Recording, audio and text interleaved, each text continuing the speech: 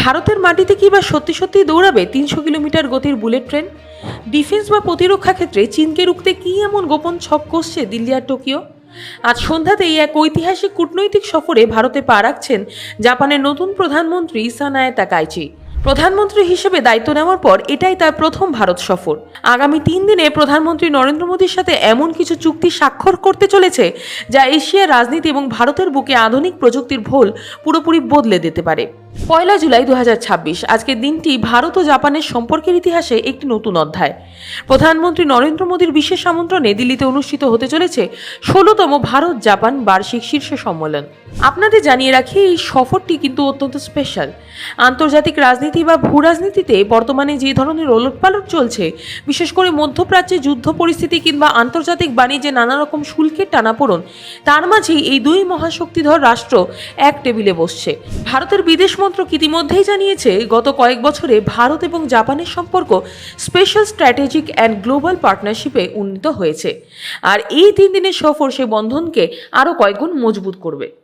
এই সম্মেলনের সবথেকে বড় আকর্ষণ, যা নিয়ে আমাদের সাধারণ মানুষের মনে কৌতূহল সবথেকে বেশি, তা হলো ভারতের হাই স্পিড বুলেট ট্রেন প্রকল্প, যেটা হচ্ছে Mumbai Ahmedabad high speed train. জাপানের প্রযুক্তিতে তৈরি ভারতের এই স্বপ্নের প্রজেক্টের অগ্রগতি এবং এর পরবর্তী ধাপগুলো নিয়ে আগামীকাল দুই দেশের প্রধানদের মধ্যে চূড়ান্ত স্তরের আলোচনা হবে। সূত্রের খবর, এই প্রজেক্টের কাজকে আরও দ্রুত শেষ করতে এবং নতুন কোনো রুটে এই ধরনের হাই স্পিড রেল আনা যায় কিনা, তার জন্য বড়সড় আর্থিক ও প্রযুক্তিগত চুক্তি স্বাক্ষর হতে পারে। অর্থাৎ ভারতবাসীর দীর্ঘদিনের বুলেট ট্রেনের স্বপ্ন এবার আরও দ্রুত বাস্তবায়িত হতে চলেছে। তবে শুধু ট্রেন নয়, পর্দার আড়ালে আসল খেলা কিন্তু প্রতিরক্ষা এবং আধুনিক প্রযুক্তি নিয়ে। বর্তমান বৈশ্বিক পরিস্থিতিতে, বিশেষ করে ইন্দো প্যাসিফিক বা ভারত মহাসাগরীয় অঞ্চলে চীনের ক্রমবর্ধমান দাপট রুখতে ভারত ও জাপান একজোট হয়ে কাজ করছে। এই সফরে দুই দেশের মধ্যে নতুন স্তরের প্রতিরক্ষা সহযোগিতা ও যৌথ সামরিক মহড়া নিয়ে বড় চুক্তি হতে চলেছে। এর পাশাপাশি আরও একটি অত্যন্ত গুরুত্বপূর্ণ বিষয় হলো ইকোনমিক সিকিউরিটি বা অর্থনৈতিক নিরাপত্তা।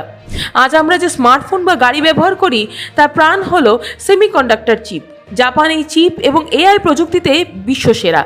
ভারতের মাটিতে সেমিকন্ডাক্টর হাব তৈরি এবং আর্টিফিশিয়াল ইন্টেলিজেন্সের যৌথ গবেষণার জন্য এবার ঐতিহাসিক ঘোষণাও আসতে চলেছে। চাকরি প্রার্থীদের জন্য আরও একটি মস্ত বড় সুখবর। এই ভারত জাপান বার্ষিক রোডম্যাপের অন্যতম প্রধান লক্ষ্য হল হিউম্যান রিসোর্স এক্সচেঞ্জ।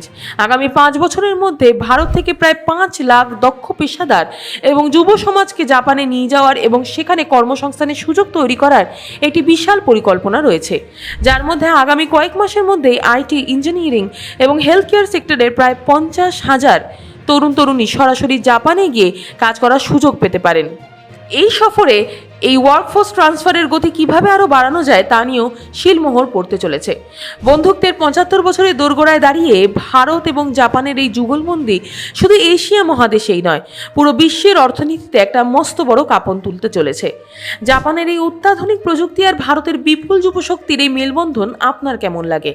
ভারতের বুকে জাপানি প্রযুক্তির এই বুলেট ট্রেন প্রকল্প কি দেশের পরিবহন ব্যবস্থার ভোল বদলে দেবে? আপনার মূল্যবান মতামত অবশ্যই নিচে কমেন্ট বক্সে জানান। ভিডিওটি ভালো লাগলে লাইক শেয়ার করতে ভুলবেন না। দেখা হচ্ছে পরের ভিডিওতে।